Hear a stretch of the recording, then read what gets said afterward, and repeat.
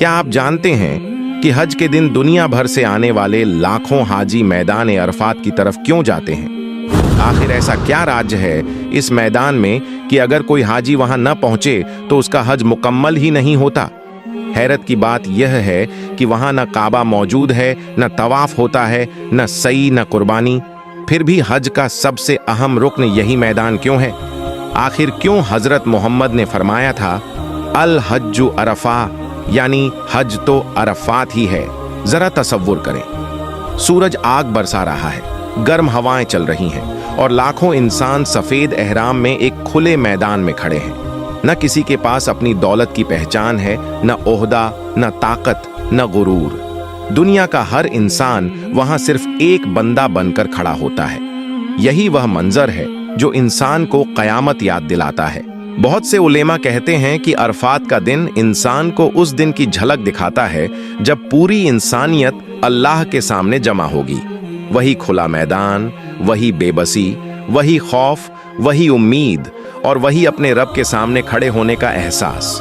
इसीलिए अरफात में पहुंचते ही बहुत से लोगों की आंखों से आंसू बहने लगते हैं, क्योंकि इंसान को अचानक एहसास होता है कि एक दिन वाकई ऐसा आएगा जब न माल काम आएगा, न दोस्त, न ताकत, सिर्फ आमाल साथ होंगे। अरफात इंसान को उसकी हकीकत याद दिलाता है। दुनिया में इंसान चाहे कितना ही बड़ा क्यों न बन जाए, लेकिन इस मैदान में पहुंचकर हर शख्स समझ जाता है कि वह अल्लाह के सामने कुछ भी नहीं।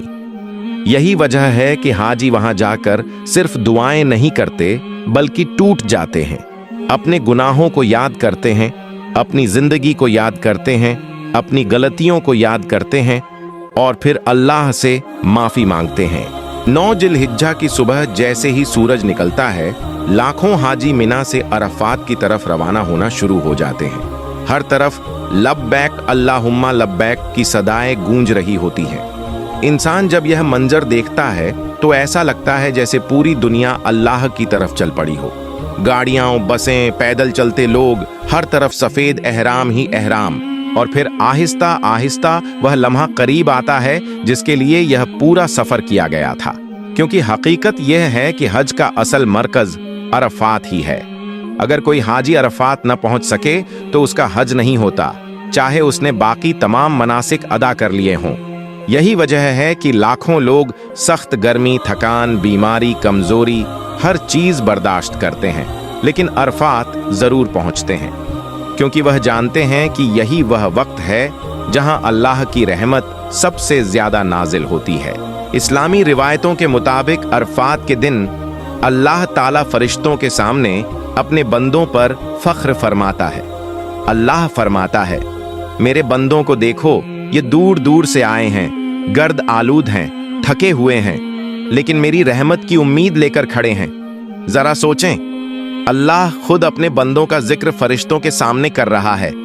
यही वजह है कि अरफात को रहमत का मैदान कहा जाता है।